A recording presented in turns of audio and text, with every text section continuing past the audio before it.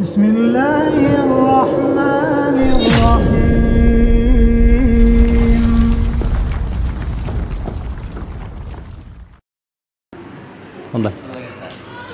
Kalau yang menganggap itu 1 Muharram itu adalah hari yang melarang dia berbuat sesuatu yang baik.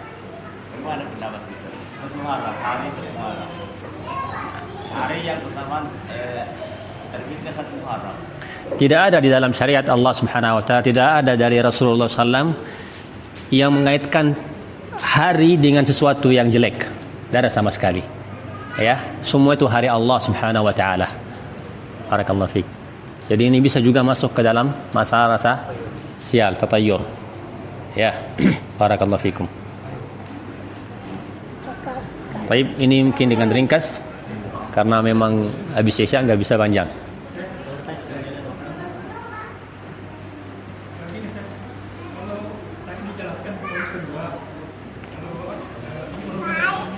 Dengan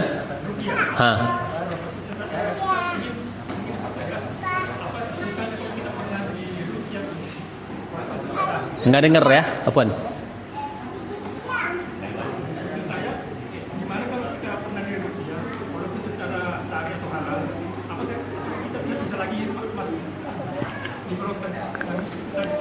Kita kan sebutkan kalau di ruqyah orang lain yang meruqyah kita itu nggak ada masalah. Sebagaimana Rasulullah sendiri yang meruqyah beliau adalah siapa? Jibril alaihissalam. Bahkan hadis Aisyah fi Sahihain Bukhari Muslim ketika Rasulullah sakit sebelum meninggal, ada sendiri yang membaca apa? 3 muawwidzat, Al-Falaq wan Nas, Allahu Ahad, dan apa?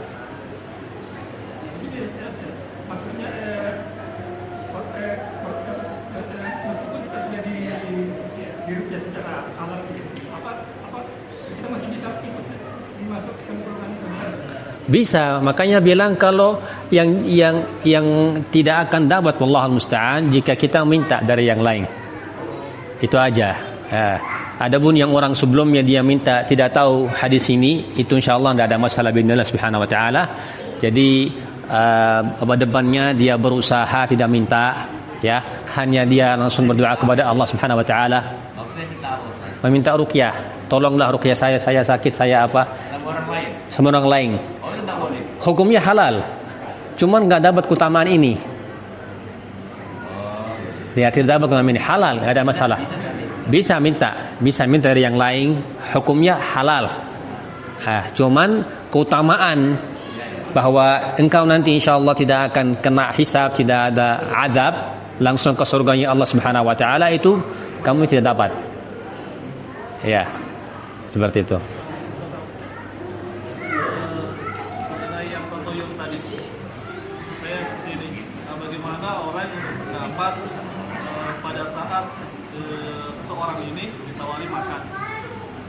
Kemudian karena sudah makan, sudah kenyang, beliau ini menolak. Tapi kebiasaan yang biasa saya lihat itu dia menyentuh sedikit itu makanan dengan keyakinan supaya tidak terjadi sesuatu kalau pada saat ditinggalkan. Yang seperti ini akan masuk ke kategori ini. Tetap juga masuk. Tidak ada hubungan, makan, tidak ada masalah. Itu kan, tidak ada hubungan. Bahkan dalam sunnah jika orang puasa datang terus dia menyampaikan kepada orang yang acara saya puasa tidak makan, tidak ada masalah. Walaupun sunnahnya juga dia buka puasa biar makan. Tapi kalau jika tidak makan tidak ada nggak ada hubungan, maksudnya tidak masalah. Maka keyakinan seperti itu bisa jatuh ke dalam masalah sial. Ya.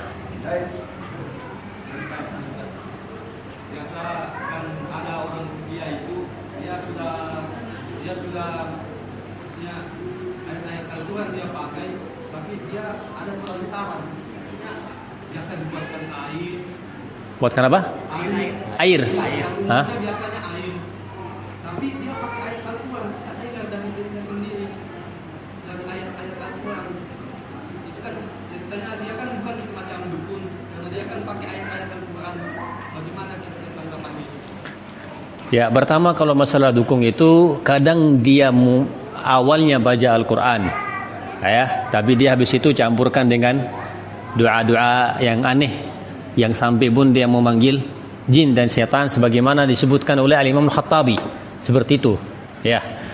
Adapun ruqyah memakai air itu ruqyah syar'iyyah, ruqyah yang benar.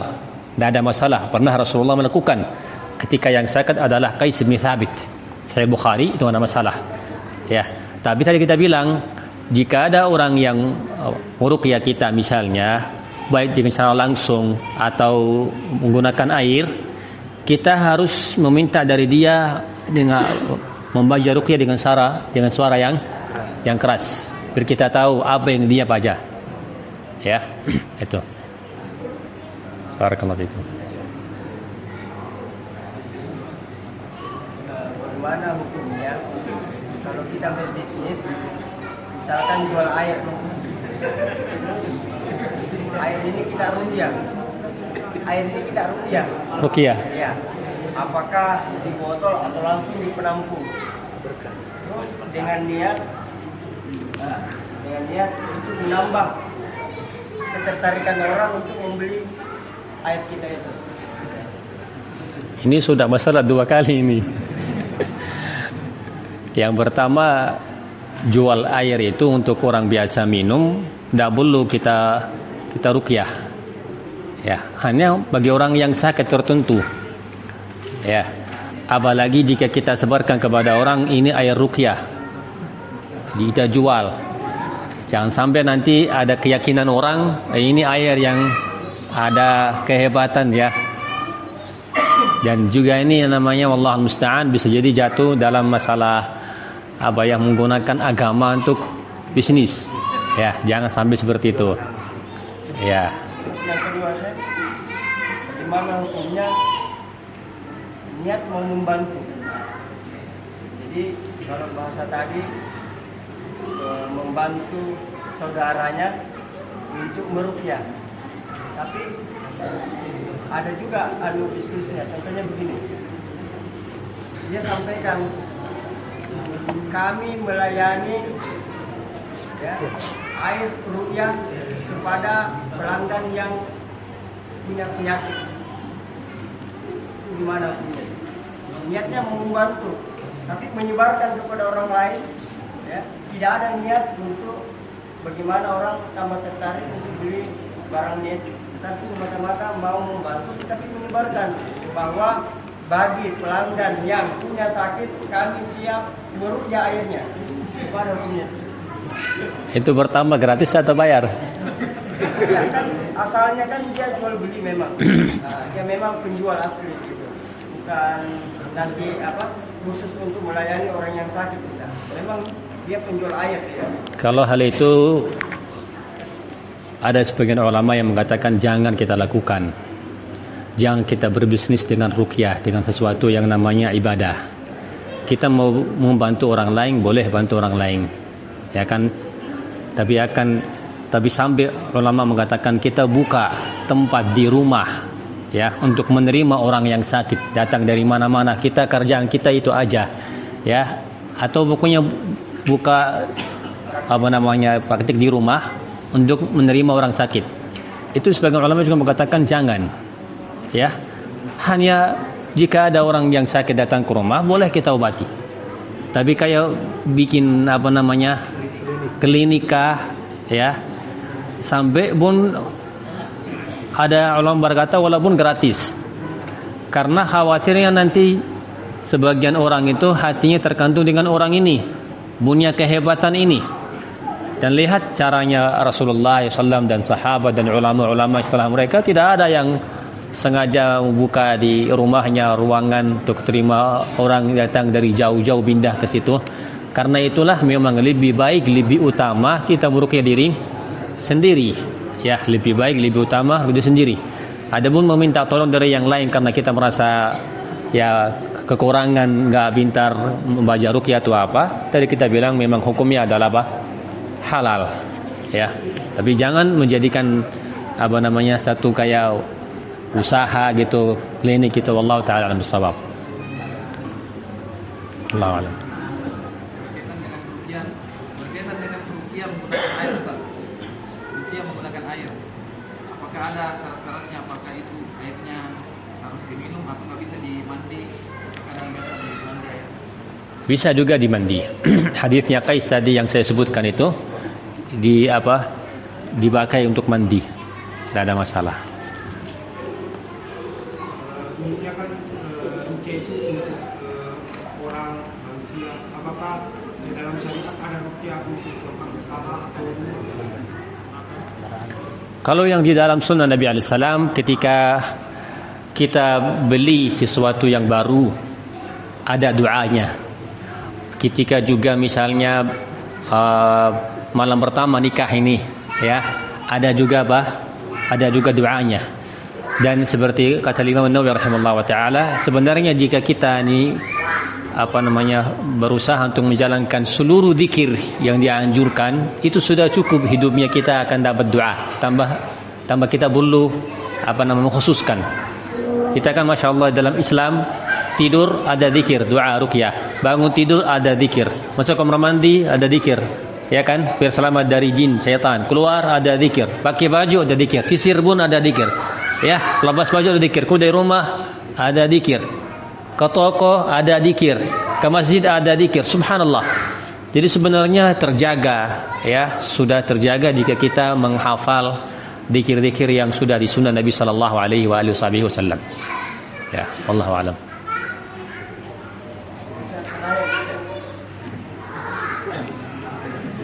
Terakhir satu dua. Ada di belakang sana. Begini sih, ini kejadian. Jadi ada orang pebisnis punya tempat usaha. Ada orang apa? Pebisnis punya tempat usaha. Terus ada yang sering bilang ke dia, kadang saya lewat di sini. Kadang apa? Kadang saya Lewat? di depan tokomu, kok tidak kelihatan atau gelap. Langsung pemilik toko berkesimpulan, mungkin ini kena sihir. Langsung dia meruqyah. Imam meruqyah dengan dia atau memanggil orang yang syar'i. Itu satu. Yang kedua, Satu dulu. Ya, lanjutannya ini sih, lanjutannya. Ini juga masalah apakah bisa diberikan uzur begini sih. Kenapa dia buka praktek ruqyah? Ada alasannya. Saya pernah dapat. Jadi dia misalkan begini, itu katanya sudah saatnya ustaz menyampaikan dirinya bahwa dia ustaz. Menyampaikan Dirinya bahwa dia ustaz, supaya orang mudah untuk bertanya agama ke dia, supaya orang tidak salah ke orang lain yang bukan ustaz. Sama dengan ini tadi, yang buka ruqyah syar'i. Kenapa dia buka ruqyah syar'i? Untuk mencegah agar masyarakat atau kaum muslimin tidak kedukun. Itu bagaimana alasan tadi? ya, kalau yang pertama itu yang tidak melihat orang yang dalam toko, itu mungkin pertama kali bawa ke dokter ya. Nggak, siapa tahu dia yang bermasalah, matanya bermasalah. Normal.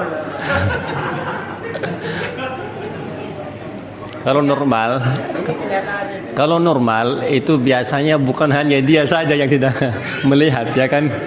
Coba yang lain lewat, lihat saya enggak? Lihat, berarti kamu yang bermasalah. Masa dia toh yang tidak melihat kita kan? Dalam toko yang lain semua melihat kita, dia bermasalah. Ya, atau dia ini wallahu musta'an, wallahu a'lam. Dia ingin membuat orang ini was-was nanti akhirnya terganggu bisnisnya, wallahu a'lam. Jadi jangan dari satu orang kita sudah anggap ini ada masalah. Ini sesuatu yang apa? Yang tidak tersemarkan. Masa toko terbuka dari jam 9 sampai jam 5, dah bisa dilihat orang yang di situ. Satu aja yang tidak bisa lihat, yang lain masuk beli belanja itu dia yang bermasalah orang itu. Atau dia sendiri yang butuh ruqyah. Siapa tahu jinnya di mata dia itu. Allah musta'an. Adapun yang kedua saya hanya katakan wallahu a'lam bissawab. Ulama mengatakan bahwa itu cara yang tidak ada contoh dari sahabat, dari ulama-ulama Islam, ya, dari seluruh madhab muslimin. Mereka tidak membuat tempat yang khas Itu kan praktik. Boleh kita hanya sebarkan kepada masyarakat ya, bahwa misalnya ada cara ruqyah yang baik, yang benar, Ustadz fulan bisa dia mengobati orang, ya kan? Tapi sampai dia membuka, sampai dia mengiklankan, sampai dia ya sudah di rumah saja, di tempat situ aja, nggak bikin kerjaan yang lain, itu Allah Ta'ala bersawab, kurang bagus. Karena pada dasarnya itu kan ibadah. Barakallahu fiik. Makanya Rasul tadi di dalam hadis Jabir malah perintahkan kepada umat Islam, siapa yang bisa membantu saudaranya, meruqyah saudaranya, maka melakukan, disuruh. Ya, barakallahu fiik. Wallahu a'lam. Dah?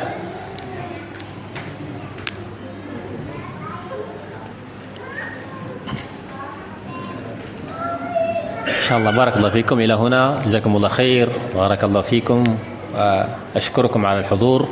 Saya berterima kasih atas kehadirannya semua. Wa as'alullah subhanahu wa ta'ala an yusallimana fi aqaidina wa a'malina wa yaj'alna min ibadis salihin. Dan mudah-mudahan kita semua masuk ke dalam golongan yang disebutkan adalah berapa? 70. Saya lupa satu hal mungkin ya. Allah musta'an. Berikan faedah ini. 70 berapa? Ribu. Ya. Tetapi di dalam hadis hadis Abi Hurairah radhiyallahu taala anhu warḍah, bahwa Rasulullah SAW meminta dari Allah Subhanahu wa taala supaya menambahkan. Jadi bukan hanya 70.000 saja. Kata Rasulullah SAW, "Zidtu Rabbi fazadani ma'a kulli 70,000 ma'a kulli 70,000." Bahwa Rasulullah meminta dari Allah menambahkan golongan orang ini, dan Allah memberikan. Ya, setiap 1.000 dari 70.000 diberikan berapa? 70.000. Paham ya? Gimana tuh dengan temperatur apa? 1.000 kali 70 ya? Seperti itu ya. Jadi 70.000 yang hadis yang pertama tadi disebutkan. Hadis yang kedua ini ada hadisnya Abi Hurairah, ada hadisnya Abi Umamah, hadisnya Utbah, yang maknanya bihamdillah bahwa Allah Subhanahu wa taala menambahkan umat Muhammad yang mana mereka masuk surga Allah tambah hisab dan azab, bukan hanya 70.000 saja. Dari setiap 70.000 itu masuk bersama mereka 70.000. Bisa pahami? Ya. Setiap 1.000 70.000. Dari setiap 1.000 dari 70.000 ya, masuk 70.000. Berarti berapa coba hitungnya? Hah? 70.000 kali 1.000 ya gitu. Gimana? 70.000 ya? kali 70.000. Ya, per orang, setiap orang dari 70.000. Bersetiap 1.000 orang dari 70.000 ya, ditambahkan 70.000. Jadi 1.000 yang pertama bersama mereka 70.000. 1.000 yang kedua 70.000. 1.000 yang kedua sampai selesai 70.000 yang pertama. Ya, paham ya? Insyaallah. Ini kayaknya nggak ada orang yang pintar hitung ini. Semua sama-sama kita kacau. Barakallahu fikum. Jazakumullah khair. Subhanakallah bihamdika. Assalamualaikum.